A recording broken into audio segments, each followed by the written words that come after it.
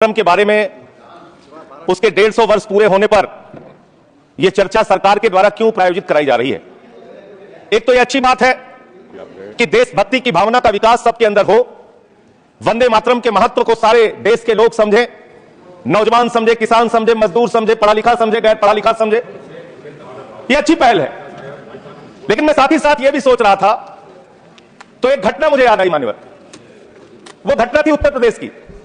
हमारे एक ऊर्जा मंत्री हैं माननीय मंत्री जी ए.के. शर्मा जी, उनके सामने व्यापारी लोग पहुंचे। उन्होंने कहा 21 घंटे से लाइट नहीं आ रही, 21 घंटे से लाइट नहीं आ रही, व्यापार बर्बाद हो रहा है, बच्चे रो रहे हैं, हमको गर्मी में बिजली दे दो। मंत्री जी ने कहा जय श्री राम, बजरंग बली की जय, और गाड़ी में बैठ के चले गए। मैं आपके माध्यम से सरकार से पूछना चाहता हूं, क्या भगवान श्री राम ने आपको कहा है कि आप नाकारे और निकम्मे हो जाइए और जनता को अंधेरे में रखिए, बिजली ना दीजिए? यह क्या भगवान श्री राम ने आपको कहा है? यह शिक्षा आपको भगवान श्री राम ने दी है? मनोहर, मुझे वंदे मातरम आम आदमी पार्टी की रैलियों में, आम आदमी पार्टी की सभाओं में जब भारत माता की जय और वंदे मातरम जो जोश से लगाए जाते हैं, किसी दिन लगाने का मन हो तो आ जाना हमारी पार्टी के कार्यक्रम में, आपसे ज्यादा तेजी के साथ वहां पर वंदे मातरम लगाएंगे। सदन में भी लगाना चाहते हो लगाओ। तो आप इन नारों के पीछे, ये नारे देशभक्ति के हैं, ये नारे देश की रक्षा के हैं, ये नारे देश को आजादी दिलाने के लिए है, ये नारों के पीछे अपने गुनाहों को छिपाने के लिए नारे नहीं है, मैं कहना चाहता हूं मानो। और आप क्या कर रहे हैं? आप इन नारों के पीछे अपने गुनाहों और अपराध को छिपाना चाहते हैं। वंदे मातरम का मतलब क्या है? वंदे मातरम का मतलब है मातृभूमि की वंदना। मातृभूमि की वंदना। हम मातृभूमि की वंदना करते हैं, तो आप कैसे मातृभूमि की वंदना कर रहे हैं? अरे 1 रुपए में तो एक आम नहीं मिलता। आपने 1 रुपए में अडानी को 1050 एकड़ जमीन और 10 लाख आम और लीची के पेड़ दे दिए। ये मातृभूमि की वंदना, ये आपकी मातृभूमि की वंदना है। आप मातृभूमि को बेचकर मातृभूमि की वंदना कर रहे हैं। ये मातृभूमि की, आज वंदे मातरम की बात करूंगा सर। मातृभूमि की वंदना, मातृभूमि की वंदना हिंदुस्तान के एयरपोर्ट को बेचकर नहीं हो सकती। मातृभूमि की वंदना रेल को बेचकर नहीं हो सकती, सेल को बेचकर नहीं हो सकती, समुद्री तटों को बेचकर नहीं हो सकती, कोयला और गैस को बेचकर नहीं हो सकती, हिंदुस्तान की जमीनों को बेचकर नहीं हो सकती। तुम लोग मातृभूमि को बेचने वाले लोग हो, तुम मातृभूमि की वंदना करने वाले लोग नहीं। मान्यवर, वंदे मातरम पे सुनिए, आज वंदे मातरम के अलावा कुछ बोलूंगा ही नहीं।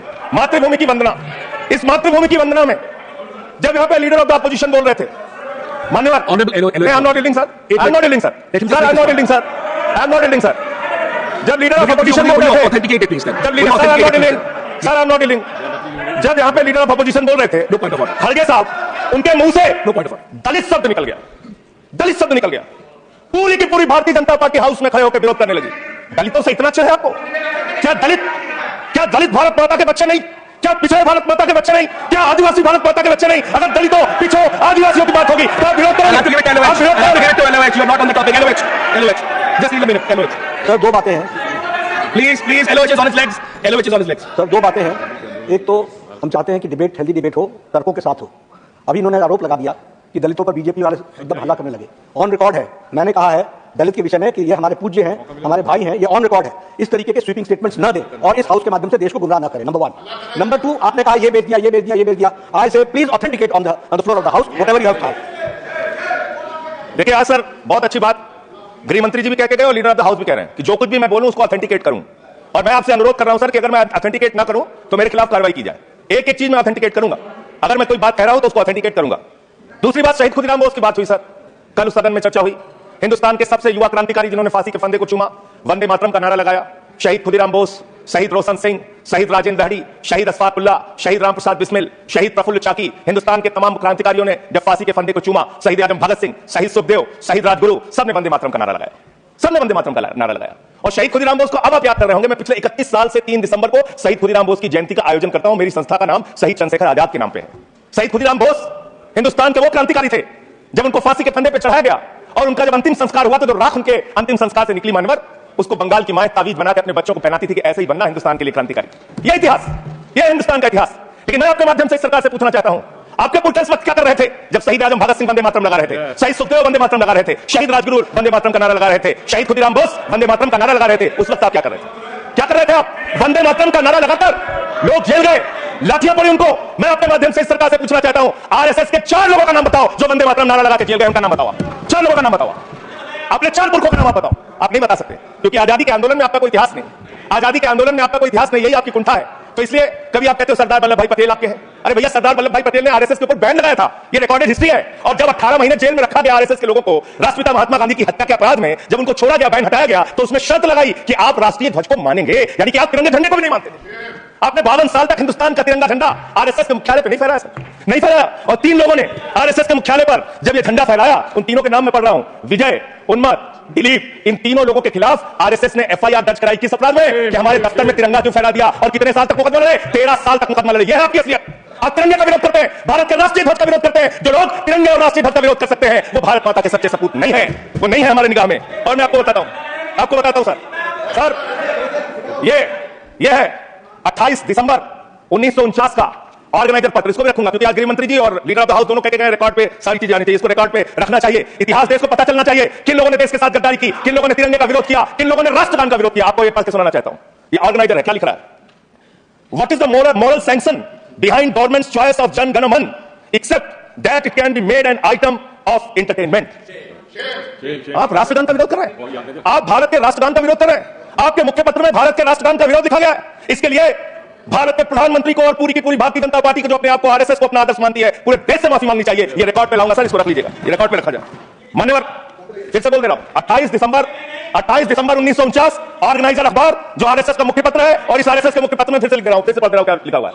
What is the moral sanction behind government choice of number 1? Unnecessary promo, it can be made an item of entertainment. Please continue. ये लिखा है अननेसेसरी प्रोमो। सर मैं आपसे ये कहना चाहता हूं कि आपने तिरंगे का विरोध किया, राष्ट्रगान का विरोध किया, वंदे मातरम आपने लगाया नहीं कभी। कोई आपका व्यक्ति देश की आजादी के आंदोलन में जेल नहीं गया कभी। आपने कोई देश के लिए, हमारे यहां अवधि में कहावत है, नाखून कटा के शहीद ना बना भैया। तो नाखून नहीं कटाया भैया, बिना नाखून कटाए शहीद बनना चाहता, बिना नाखून कटाए शहीद, ऐसा काम नहीं चलेगा सर। जिन्ना का भी जिक्र दूसरे सदन में हुआ, प्रधानमंत्री जी ने जिक्र किया।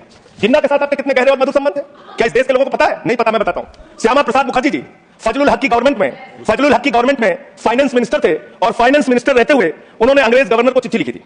Shyama Prasad followed this and told Governor Herbert the administration of the Bengal province should be carried on in such a manner that in spite of the best efforts of the Congress, this quit India movement will fail. ये चिट्ठी लिखी है। आपने भारत छोड़ो आंदोलन के खिलाफ, आपके नेता, जनसंघ के पहले राष्ट्रीय अध्यक्ष और तत्कालीन गवर्नमेंट में जो वित्त मंत्री थे, उन्होंने चिट्ठी लिखी अंग्रेज गवर्नर को और कहा कि भारत छोड़ो आंदोलन जो हिंदुस्तान के क्रांतिकारियों का आंदोलन था, जो देश की आजादी का आंदोलन था, वो आंदोलन कुचल देना चाहिए, खत्म कर देना चाहिए। ये है रिकॉर्डेड हिस्ट्री आपकी, ये आपको आपके बारे में पूरे देश को पता रहना चाहिए। अब जिन्ना, इसको भी सब पता रखूं, जिन्ना और आपके रिश्ते क्या थे, कितने मधुर रिश्ते थे। एक राज्य में सरकार नहीं बनी मानने वाली, नॉर्थ वेस्ट फ्रंटियर, सिंध प्रांत और फजलुल हक की गवर्नमेंट। फजलुल हक वो शख्स है जो पाकिस्तान बनने के बाद वहां की सरकार का गृह मंत्री बना। आपके रिश्ते उन लोगों के साथ थे, ये देश को पता होना चाहिए। इसलिए आप किसी को भी देशभक्ति का प्रमाण पत्र बांटने का काम मत कीजिए। आप वंदे मातरम लगाने का काम कर रहे हैं और देश की सुरक्षा के साथ खिलवाड़ कर रहे हैं। आप भारत की सेना को 4 साल के अग्निवीर पे लेके आ गए, जो हिंदुस्तान की सीमा की सुरक्षा करने वाले हैं, जो वंदे मातरम का नारा लगाते हैं हमारे जवान, हमारे सैनिक, जो -50 डिग्री टेम्परेचर में सियाचिन में, +50 डिग्री टेम्परेचर में जैसलमेर में भारत की सीमाओं की रक्षा करते हैं, इस मातृभूमि की रक्षा करते हैं। उनके पीठ में छुरा मारने का काम आपने किया, उनकी नौकरी 4 साल की कर दी अग्निवीर की। आपको मातृभूमि से प्यार है, आप देशभक्ति की बात करेंगे, आप देशभक्ति की बात कर रहे हैं। अरे मैंने साइकिल चोर सुना था, लॉकेट चोर सुना था, स्कूटर चोर सुना था, मैंने सुना था तमाम तरह के चोर होते हैं। आप लोग तो वोट चोर निकल गए हिंदुस्तान के अंदर, वोट चोर। करो 3 करोड़ वोट, उत्तर प्रदेश में 3 करोड़ वोट की चोरी करने जा रहे हैं। कल की मीटिंग में पता चला 17.5% वोट उत्तर प्रदेश में काटे जाएंगे। आप ये कर रहे हैं, ऐसे लोकतंत्र को मजबूत करेंगे, ऐसे आप मातृभूमि की सेवा करेंगे, ऐसे आप मातृभूमि की वंदना करेंगे। मान्यवर, मैं आप लोगों से सिर्फ इतना कहना चाहता हूं मान्यवर आपके माध्यम से, कि हमने फिल्मों में सीन देखी है, डाकू लोग आते हैं, जय भवानी जय भवानी जय भवानी कहके, और वो गांव का गांव लूट के चले जाते हैं। जय भवानी कहते गांव का गांव लूट के चले जाते हैं। हम इस देश के अंदर किसी भी सरकार को वंदे मातरम और भारत माता की जय लगाकर देश को लूटने की इजाजत नहीं देंगे। वंदे मातरम लगाएंगे, भारत माता की जय लगाएंगे, जय हिंद भी कहेंगे, राष्ट्रगान भी कहेंगे, वंदे मातरम भी गाएंगे, लेकिन देश के साथ गद्दारी और धोखेबाजी नहीं करने देंगे, आपको नहीं करने देंगे। ये देशभक्ति के नारे हैं, ये देशभक्ति के नारे हैं। आप बेरोजगारी पे बात नहीं करना चाहते, महंगाई पे बात नहीं करना चाहते, दलितों का मंदिर में प्रवेश वर्जित है, कहीं उनको रोका जा रहा है, उस पर बात नहीं करना चाहते, पिछड़ों का शोषण हो रहा है, उस पर बात नहीं करना चाहते। आपने मातृभूमि की सेवा यह की है कि आज हिंदुस्तान के ऊपर 200 लाख करोड़ रुपए का कर्जा है, 200 लाख करोड़ रुपए का कर्जा आपने हिंदुस्तान को आज इस स्तर पर पहुंचाने का काम किया है। और दूसरी बात मैं पूछना चाहता हूं आपके माध्यम से मान्यवर, इस देश में मजदूर भी है, किसान भी है, आदिवासी भी है, दलित भी है, पिछड़े भी है, सवर्ण भी है, सब में अनपढ़ है, सब में भारी संख्या है जो पढ़े लिखे नहीं है, जिनको संस्कृत का ज्ञान नहीं है, जो नहीं पढ़ सकते वंदे मातरम।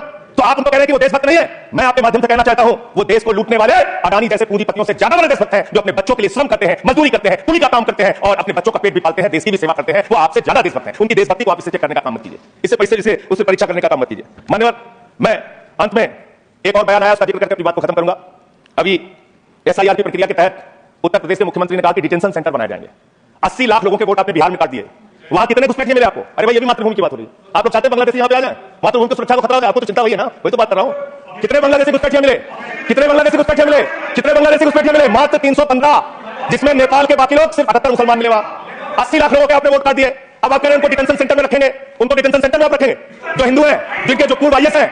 आप इस देश का सिर्फ माहौल बिगाड़ना चाहते हैं, आप इस देश को सिर्फ नकली नारों के पीछे, नकली नारों के पीछे, नकली नारों के पीछे सिर्फ आप अपने आप को छिपाना चाहते हैं। वंदे मातरम देशभक्ति का नारा है, भारत माता की जय देशभक्ति का। हाँ, दिल्ली में तो काटोगे आप, ठीक ही कर रहे हो, पहले से नहीं बता दिया। दिल्ली की हालत तो कर दी आपने। अरे इसमें क्या लिखा हुआ है, इसमें क्या लिखा हुआ है? सुजलाम सुफलाम, सुजलाम सुफलाम, शुद्ध जल शुद्ध फल और मधुर वाणी।